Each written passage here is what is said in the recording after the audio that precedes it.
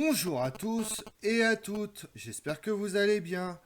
Aujourd'hui, on s'intéresse à la figure d'Hermann von Salsa, grand maître de l'ordre teutonique de 1209 à 1239. Il joua un rôle considérable dans l'expansion de l'ordre teutonique en Europe orientale et dans la création de l'État teutonique. Il fut le principal conseiller et diplomate de l'empereur Frédéric II d'Arosthofen. Allons ensemble sur les traces du plus connu des chevaliers teutoniques.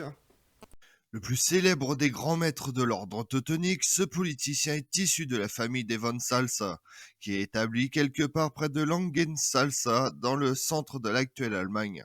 Cette famille, comme celle des von Thuna, est une famille de gouverneurs dépendant des landgraves de Thuringe et des palatins de Saxe.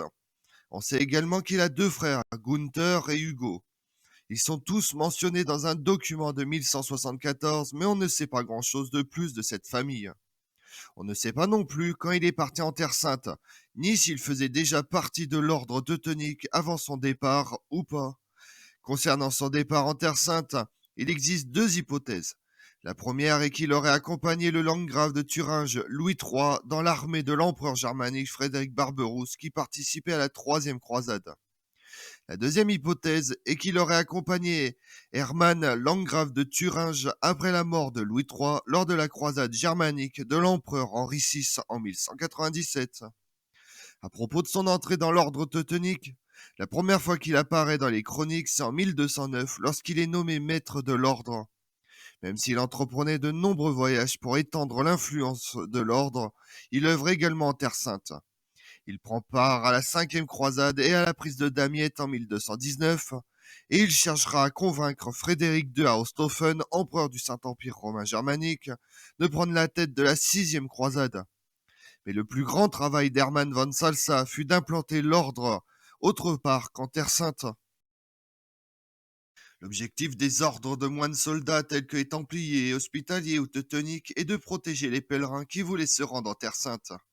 Néanmoins, il se transforme peu à peu en bras armé de la conversion chrétienne et en administrateur de vastes domaines. Et des infidèles ou des païens, il n'y en a pas qu'en Terre Sainte. Ainsi, grâce aux relations d'Hermann von Salsa, les Teutoniques obtiennent un territoire en Hongrie de la part du roi André II pour combattre ses ennemis païens et étendre les possessions hongroises. Cependant, ils se rendent vite compte que les chevaliers allemands sont là en conquérant et qu'ils ne vont pas lui rendre les territoires qu'ils conquièrent. Ils commencent par faire venir des colons et entament la construction de châteaux et de villages fortifiés. Enfin, ils font tout ce qui est possible pour élargir leurs propriétés et devenir indépendants du pouvoir royal.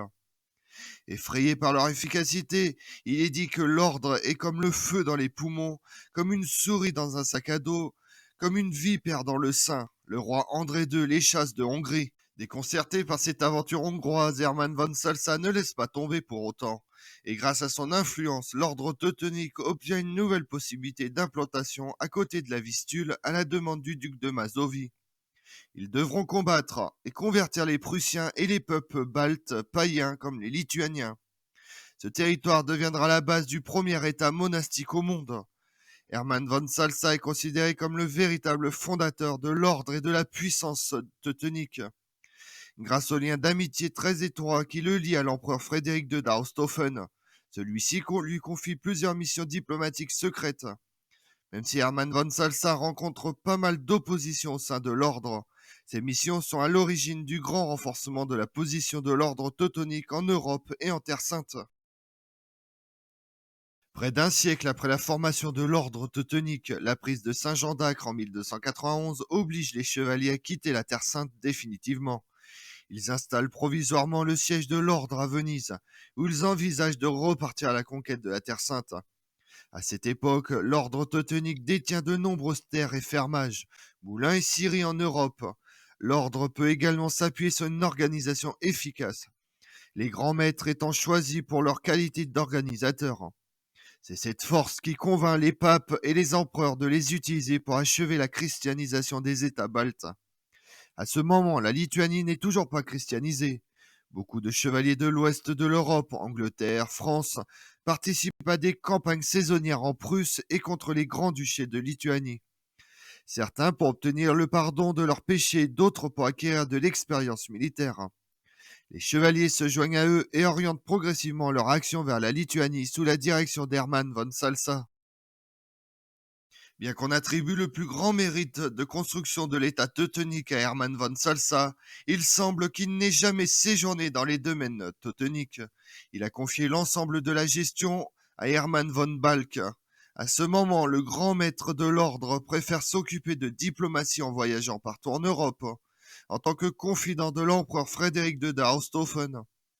Il arrange partiellement le mariage entre l'empereur et la fille de Jean de Brienne, alors roi de Jérusalem. Il lui sert également d'intermédiaire dans les conflits avec le pape et avec les villes lombardes.